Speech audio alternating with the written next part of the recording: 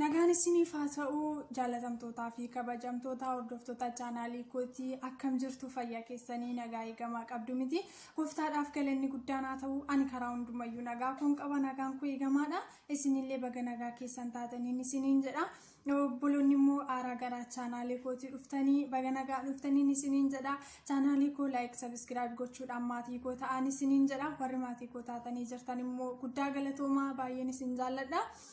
Aluma fakkaatu yeroo hundumaa xiyyeeffannoon koo dhimma hafuuraa irratti kan xiyyeeffate hojiin koo isa kanaadha jechuudha yoo viidiyoo koo hordoftanii barsiisa garaagaraa jajjabina hafuura keessaniif isiniif ta'u hin argattu waan ta'eef na hordofaan isiniin jedha.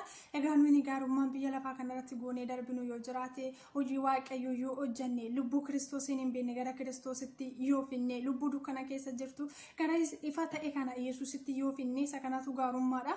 Namni hin dhalataa hin du'a dhalachuu fiduuni hiika hin qabu garuu amma dhalatee jiraate keessatti hojii maalii akka hojjetetu hiika qaba jechuudha.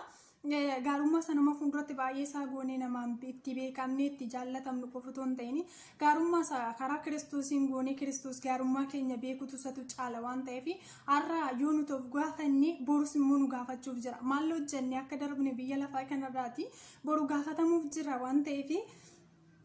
Kiristoos gaafa nu uumu callisee dhuma miti kan nu uume hojii wayii akka hojjennuu fi kanaaf immoo hojii keenya beeknee hojjechuu qabna gaarii goonee amma ta'etti dhalootatti karaa agarsiifnee darbuu qabna gooftaan hunduma keessan gargaaru nu gargaaru mee amma immoo dubbii waaqayyoo keessaatii bakka muraasa waliitiin ilaalla gooftaan haa kabajamu amma hafuurri waaqayyoo nu gargaari viidiyoo daqiiqaa muraasaati waan ta'eef na hordofaan isiniin jedha ayyaanni waaqayyoo isiniif haa baay'atu.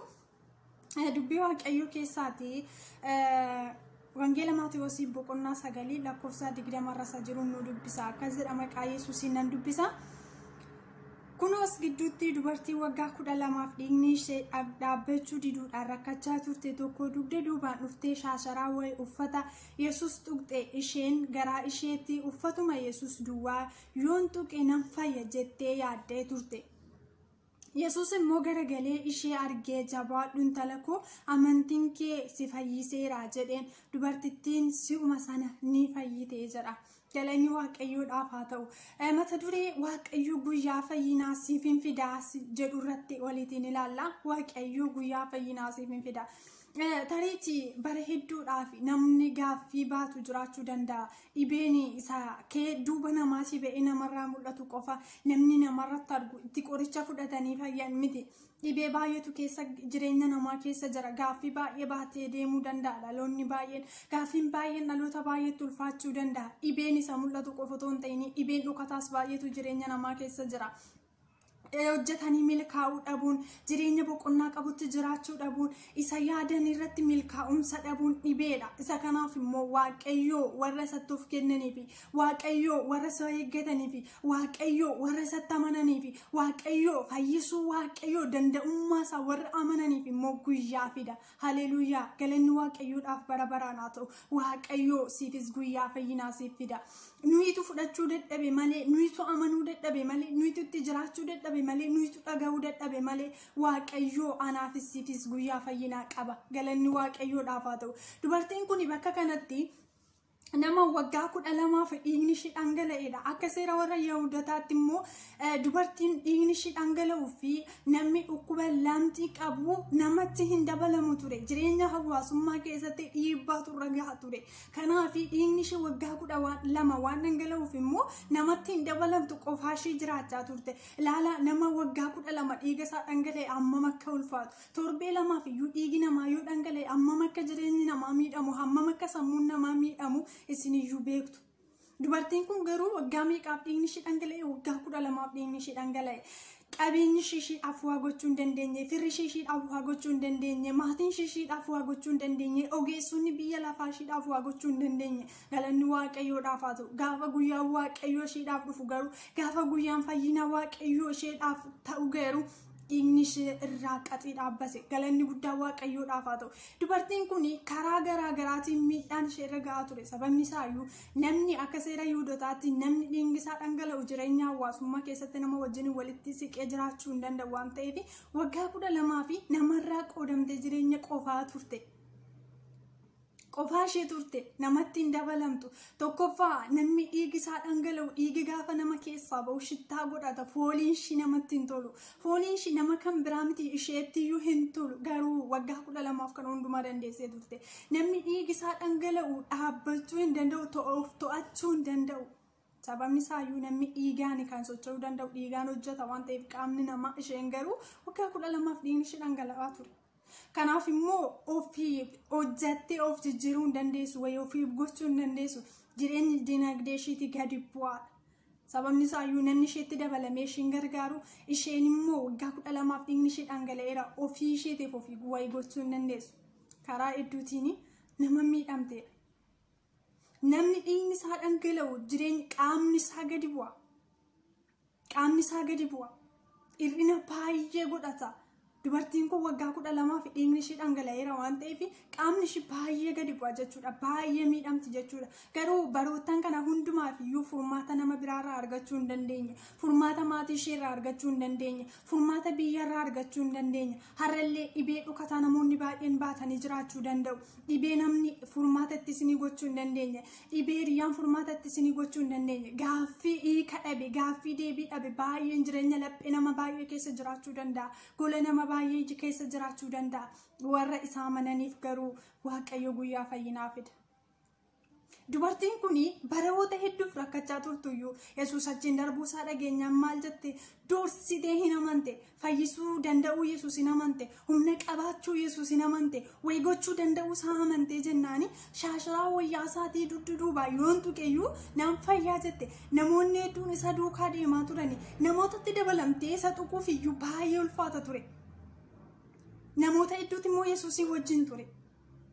Gaafa kana haala itti siqxeedhumallee fuuldura isaatti kuftee kadhachuullee hin dandeessu turte dubartiin kun. Kanaaf immoo maal godha jettee shaasharaa wayyaa isaatii nan tuqa, yoon tuqe immoo naan fayyaa jettee amante. Har'allee namni amanu yoo jiraate, Yesuus fayyisaa ta'uusaa namni amanu yoo jiraate, Yesuus danda'uusaa namni amanu yoo jiraate, gaaffii kamiyyuu haa ta'u, dhibee kamiyyuu haa ta'u, rakkina kamiyyuu haa ta'u, ba'aa amma mulfaatu iyyuu haa ta'u, Waaqayyo guyyaa fayyinaa siif fida. In fayyisaa harki Waaqayyo, in danda'a harki Waaqayyo, hidhaa hiika harki Waaqayyo, ba'aa namarraa buusa harki Waaqayyo. Galanni Waaqayyoodhaaf guddaa haa ta'u.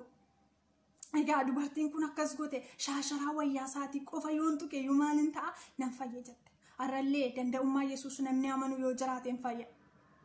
Dhibeen nama baay'ee fuulduraatti dhokate, doktoroota fuulduraa dhokate, ogeessota fuulduraa dhokate, gaaffiin namaatiin deebi'uu dadhabe, gaaffiin ofii keenyaa sammuu keenya yaallee deebisuu dadhabne, rakkinni nuti yaallee furmaatatti godhachuu dadhabne Waaqayyoodhaaf salphaadha. Deebii argata, hiika argata. Inni dhaloota baay'ee rakkisu, inni dhaloota baay'eetti ulfaatu, inni dhaloonni baay'een akka mataa buusee deemu godhu, inni dhaloonni baay'een akka gaddaa deemu godhu, inni dhaloonni baay'een akka aadaa deemu godhu harka Waaqayyootiin furmaata argata. Harki Waaqayyoo deebii waan hundumaati. Harki Waaqayyoo furtuu waan hundumaati. Namni amanu yoo jiraate, namni fudhatu yoo jiraate, namni amanu, namni laphee isaa keessatti danda'ummaa Yesuusiin beeku yoo jiraate, Waaqayyoo gaaffii kamirratti iyyuu furmaata fida. Biyya lafaa kanarratti karaa Kiristoos Yesuusiin alatti fayyinni tokkoyyuu dhala namaatiif hin kennamne waan ta'eef warra isatti amanuuf Waaqayyo guyyaa fayyinaa fida. Nama baay'ee jalaa dhokatu iyyuu malee, nama baay'ee taa ulfaatu iyyuu malee, namni baay'een hiikattaa dhabu iyyuu malee, namni baay'een kan keemoo, kan saamoo, kan shiimoo haa jedhu iyyuu malee Waaqayyo guyyaa fayyinaa fida. Tariitii dubartittii kana maatiin ishii dadhabaniitu irraa goraniiru ta'uu mala. Firoonni ishii dadhabanii irraa goraniiru ta'uu mala. Ogeessonni biyya lafaa dadhabanii dhiisaniiru ta'uu mala. Egaa namni amma lubbuun isaa keessa jirutti yaalii gochuu hin dhiisu. Fayyuu waan barbaaduuf namni kamiyyuu du'uu waan hin barbaannee fi rakkatee jiraachuu waan hin barbaannee fi furmaata waan barbaaduuf yaalii hedduu gochuu mala. Yaalii kana hundumaa keessatti garuu furmaata hin argan. Yaalii furmaata dhabee fi yaalii hiika dhabee fi gaaffii deebii dhabee fi harki Waaqayyoo gaaffii deebiidha. Harki Waaqayyoo furmaata. Harki Waaqayyoo furtuu waaqaa fi lafaati. Kanaaf danda'ummaa Kiristoos amanaa. Fayyisuu Kiristoos amanaa. Humna qabaachuu Kiristoos amanaa. Nagaan karaa Kiristoos Yesuus dhala namaatiif qofa kennamuu akka danda'u amanaa. Qabeenyi nagaan deebisu, qabeenyi fayyinan kennu, maatii baay'ee qabaachuun fira baay'ee qabaachuun fayyina namaaf hin ta'u, nagaa namaaf hin ta'u. Ogummaadhaan baay'ee beekamuun fayyina namaaf hin ta'u, nagaa namaaf hin ta'u. Nam baay'eedhaan jaallatamuun fayyina nagaa namaaf hin ta'u. Kiristoos Yesuusitti amanuun garuu fayyina. Kiristoositti amanuun garuu jireenya. Kiristoositti amanuun garuu nagaadha. Kiristoositti amanuun garuu deebiidha. Maqaan Waaqayyoo bara baraan haa kabajamu. Kanaaf dubartittiin kun bara baay'eedhaaf dhiigni ishii dhangala'eera. Bara baay'eedhaaf gaaffii hedduutu ishiirra ture. Bara baay'eedhaaf xiinsammuun ishiillee miidhamee ture. Sababni isaayyuu waan baay'eetu inni ishiitti dhaga'ama. Hirrina baay'eetu jireenya ishii keessa ture waan ta'eef. Garuu gaafa Waaqayyo guyyaa fayyinaa fiduufi gaafa Waaqayyo fayyina baate gara jireenya isheetii dhufu dhuma shaashiraa wayyaa isaatii tuqeyyuu maaliin ta'a nan fayya jetteetu amante. Shaashiraa wayyaa isaatii dugda duubaan namoota hedduu saduukaa deeman keessaati hiixattee shaashiraa wayyaa isaatii tuqte. Humni guddaan tokko immoo Kiristoos keessaa bahe. Haleluuyaa.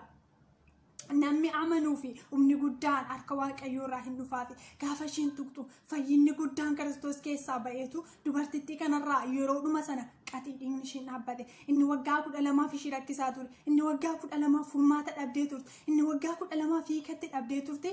Daqiiqaa keessatti furmaata argatte. Maal taate jennaani danda'ummaa Kiristoos amantee jennaan. Fayyisaa ta'uu Kiristoos amantee jennaan. Ilaamee namni baay'een biyya lafaa kanarra amma jirutti yaalii nuyi gochuu qabnu baay'ee isa dura dursisiisna.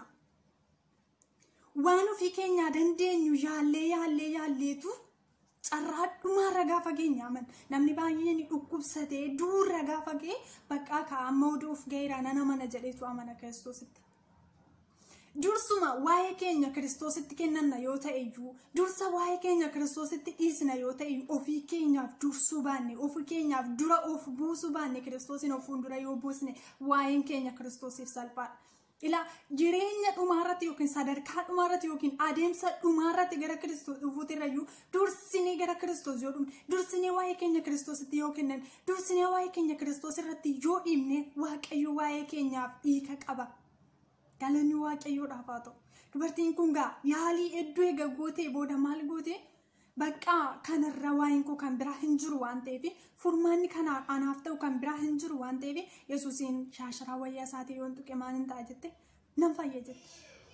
Haleluuyaa. Sagalee Waaqayyoo jireenya. Kiristoos humna fayyisuuf keessaa qaba.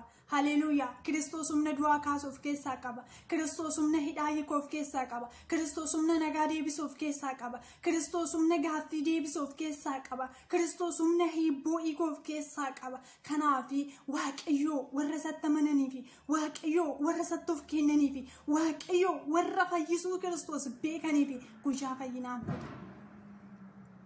Dursaa waa'ee keenyaaf dhiphachuu hin qabnu. Nuyi waa'ee keenyaaf wayii gochuu kan danda'u, waa'ee keenyaaf furmaata kan laatu, waa'ee addunyaatiif furmaata kan laatu, waa'ee dhalootaatiif furmaata kan laatu harka Waaqayyooti. Kanaaf inni nama baay'eetti gaaffii ta'e, inni nama baay'ee rakkise, inni nama baay'eetti hibboo ta'e, inni nama baay'eetti dhibee ta'e karaa Kiristoos Yesuusiin furmaata argata. Guyyaa Waaqayyoo dhaloota Kiristoosiin eeggataniif hin dhufa. Guyyaa Waaqayyoo dhaloota Kiristoos irratti uffataniif hin dhufa. Hin dhufa guyyaan fayyinaa. Warra maal ta'aniif warra Kiristoos danda'a ta'uusaa amananii, warra Kiristoos humna qabaachuusaa amananii, warra Kiristoos fayyisaa ta'uusaa amananii fi guyyaan fayyinaan dhufa. Guyyaan nagaatti jiraachuun dhufa. Guyyaan boqonnaatti jiraachuun dhufa. Guyyaan uffee jedhanii diddibuun dhufa. Warri Waaqayyoon amanatanii ganaa isa gaafa biyya lafaa kanarraa deemanii mootummaa Waaqayyoo keessa nagaatti jiraatanii qofa osoo hin ta'in biyya lafaa kanarratti illee nagaatti jiraatu.